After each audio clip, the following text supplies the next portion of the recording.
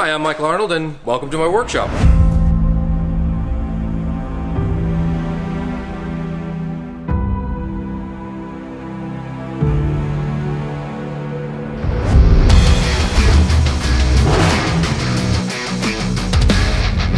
This is a 1970 Lotus 59A, which was driven by James Hunt. We'll do a whole video on this at a later date, but what I do here is I restore and prep old cars, mostly racing cars.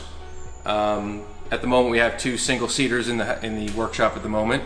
They're both mine. In fact, all the cars in here are mine at the moment. I've got spares, I've got engines, I've got all these old original parts. What's behind me is my little hobby. I play ice hockey, and so I've just put all my old jerseys on the wall. It's sort of everything on this wall represents stuff that my family has done or is a part of. So from banners from the Festival of Speed to pit boards to there's a picture of Dad at the Nürburgring. Under here is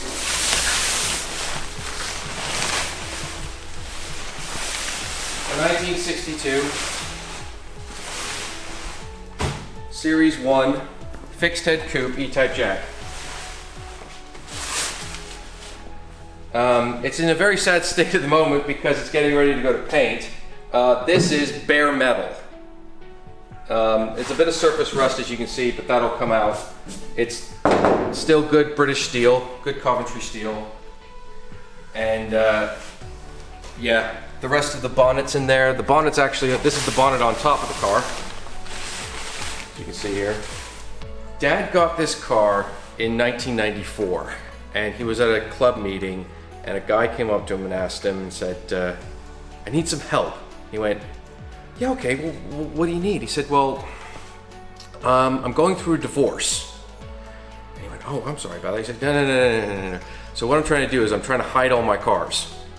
So what I want you to do is, I know you have a barn, and I know you collect British cars, and I've got this Jag, and what I want to do is sell you the Jag for do an actual deal, and they did, exchange money and everything. It was all above board, and take the car, keep it for a couple years, and then when the divorce is all settled, I'll come back and buy my car off you.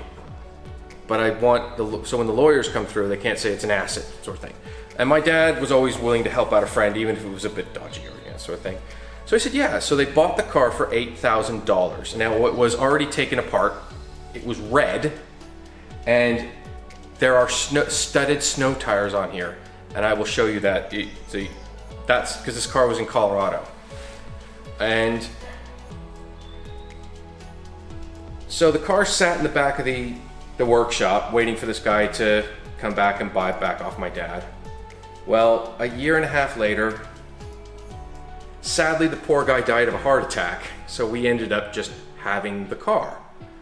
And it's safe to say that in the 30 years since it's been with us, or 25 years it's been with us, Series 1 E-types have kind of gone up in price a little bit, so we've kind of lucked out on this one, but it's going back to its original state. In that time, we found out that it shouldn't have been red, it was black, and it had a biscuit interior. So this car is going back to being black and biscuit, and it's in Series 1, they only made, I think there are 3,000 Series 1s that were made. I have a book that'll tell me, it's over there. But out of those first Series 1s, only 70 cars in the world were black. So it's a rare color, because black's very hard to do. And I know that there is another black and biscuit car in Britain, and that's owned by Martin Brundle. So yeah, good job. Metal studded snow tires on an E-type Jag. And oh, this is the engine. The engine's already been done, as you can see. It's got it'll have a stainless steel exhaust. And then the gearbox is all in this box. So you're probably wondering why I have Rush posters all over it. Well, very simple, is that the car up front was in Rush, and this is the body that was in there. We'll make a separate video about Rush because it's a very interesting story. talk about that later. Quick history lesson on Can-Am. They are two-seater sports cars with massive V8 engines in the back of them and big tires like the Lola. They are just speed. They are, in fact, some Can-Am cars, they said, were faster than the Formula One cars of the era because they had very little regulations. Great cars. This is my little kitchen area, but it's really sort of it's just got history on the wall. So if you come here, we got pictures of Jim Clark and James Hunt. There's James Hunt in Rouen.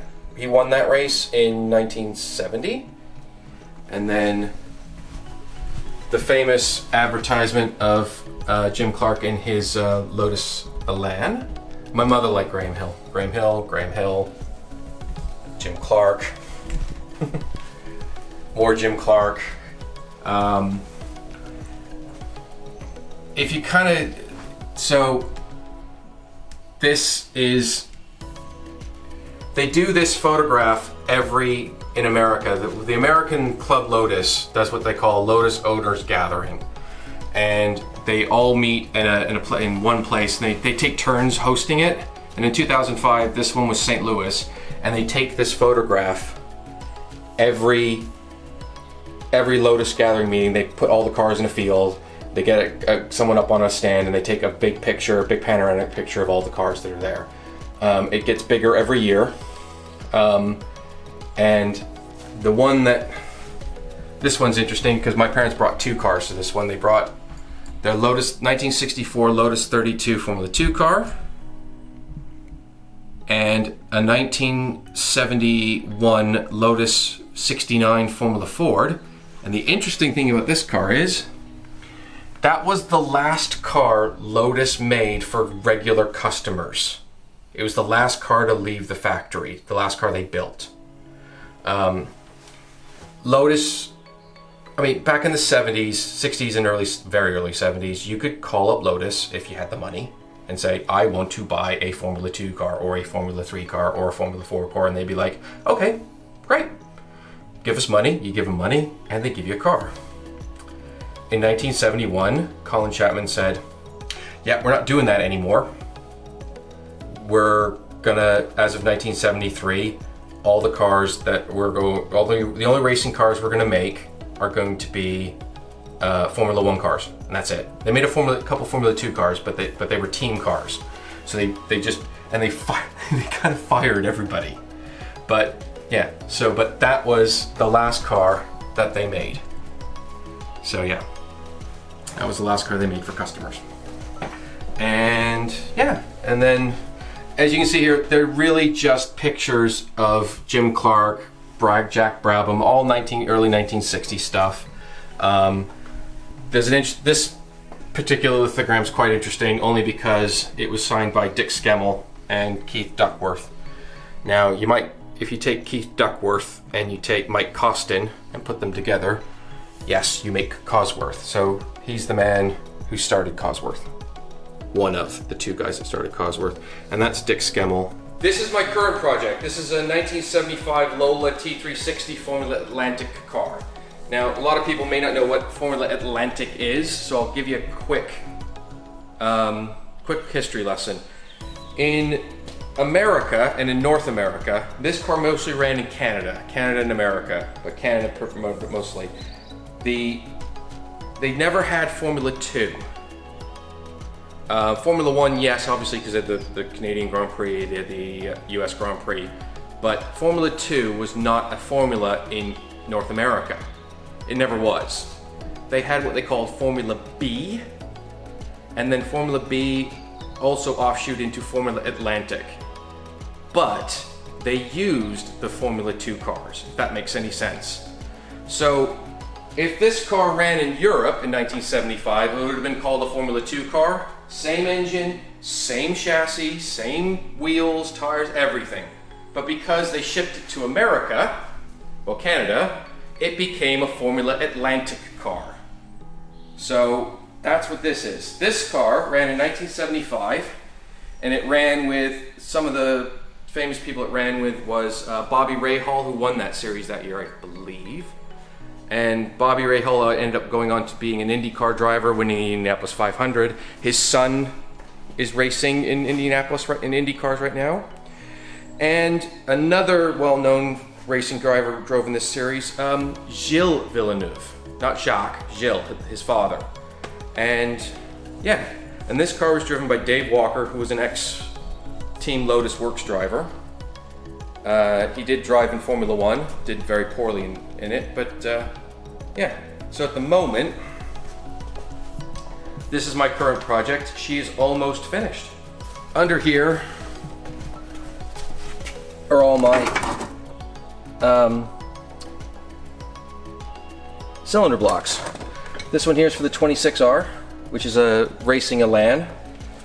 This one here is a Cosworth FVA block for a Formula 2 engine for a different car that I have that's not here. I think springs and valves are in here. I've got chains and piston rings. I've got up here are cylinder heads, crankshafts. This is a cylinder head to the FVA, which is a 4-valve V8. So the Cosworth FVA is 1/2 of a Cosworth DFV. So instead of the V8, they just took the cylinder head off the V8, one side of the V8, and put it onto a Ford 4-cylinder and turned it into a 1.6 liter screaming Formula 2 engine in the late 1960s. This is a nose to a March that we've never owned a March. I don't know why I have it. This is just the remnants of stuff that I've been working on for this is all gearbox parts. This is all the Lola bits and bobs that probably haven't used in the car. I've just sort of put all the spare parts there. And then everything up there, that top shelf, that's the Jag. The interior is up there, the electrics is up there, and everything else is for that. Yeah, but when you work on these cars, there's a lot of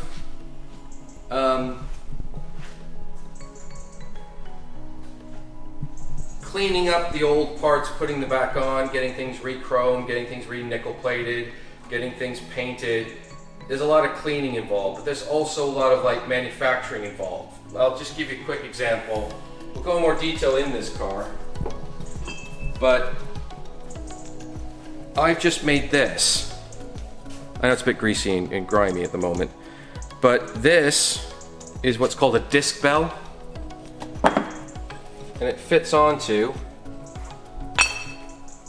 the actual rear disc rotor. And this had to be manufactured because it went missing. In the 40 years the car's been around, it's disappeared. The more original parts you put on the car, makes it more original. But when you're working with racing cars, a lot of things have to be brand new. Just because of you can't use 40-year-old stuff when you're putting so much stress onto these sort of cars. You kind of, they are, I always say it's the difference is, am I building a piece of history and art, or am I building an active modern racing car that's going to be used? And the answer is, unfortunately, I'm building a brand new active racing car because that's what these cars are designed to do. These gauges would have been Smith gauges in the old days, but we use modern ones because you want them to be reliable, because you don't want the engine to go blowy. The man behind me is my father, John. That picture was taken on his 70th birthday. I took that photo. And he passed away just before his 71st birthday.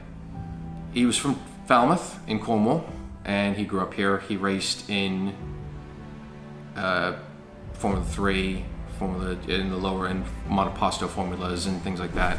In 1966, he bought his first racing car, which is this one, which was a 1964 Lotus 32 Formula 2 car. But he didn't race it as a Formula 2 car, he raced it as a Formula 3 car. He put the engine that's in the 59 was in the back of the Lotus 32, but he spent 40 years putting the car back to its original state that it was when it was racing in 1964. It actually did take him 40 years to do it. He bought it without the nose cone. He found the nose cone on a lawyer's office hung on the wall like the ones we have here today. And he walked in that office and he said, here's a check. You fill in how much money you want because I'm not leaving without that body because I own the rest of the car. It took him forever to find the original Cosworth SCA engine and the carburetors and the Mark II gearbox, all the stuff that went in that car. And yeah, and that started his love affair of racing. He worked building skyscrapers. So when I was born, I ended up moving to Montreal. We lived in Montreal, we lived in Calgary, we lived in Toronto. They ended up moving to Denver to do buildings in America, and he wanted to be central. But all his money, all his spare time, all the stuff he did, he put into cars. And he was a collector. He was fortunate enough to be involved in old racing cars when no one was involved in old racing cars. So people would clear out their barns and he'd go buy everything from the barn. That's why I have a March nose, because the guy just happened to have one because he used to own it and sold it, just never took, So we ended up with things that we didn't really need or want, and he just bought, and we had over 35 racing cars at one point because I counted them. And I grew up on racing tracks. I grew up, to get my pocket money, I had to take the engine out of the Cortina. To get my pocket money, I had to rebuild an engine. To get my pocket money, I had to go to a racing meet. It was always, you're coming with us to the race meeting this weekend. Oh, okay. I'm not driving. I didn't drive till I was 19. But when I was 10 years old, I was pumping tires and filling gas and checking levels and helping him bleed brakes and bleed clutches. And I just, and that's how I learned all this stuff. And we'd go on road trips whenever we came to Britain to go to some barn to find some guy to buy some parts for a car that he's going to build and he's never even going to attempt to try and build, but he wants all the parts for it. So that's how I grew up. So that's sort of my history. I'm not a classically trained mechanic. I'm trained in filmmaking. I used to work for the BBC, but since Dad died, he left this massive collection. So I'm slowly going through and restoring them and getting them back out in the wild. So that's sort of my story.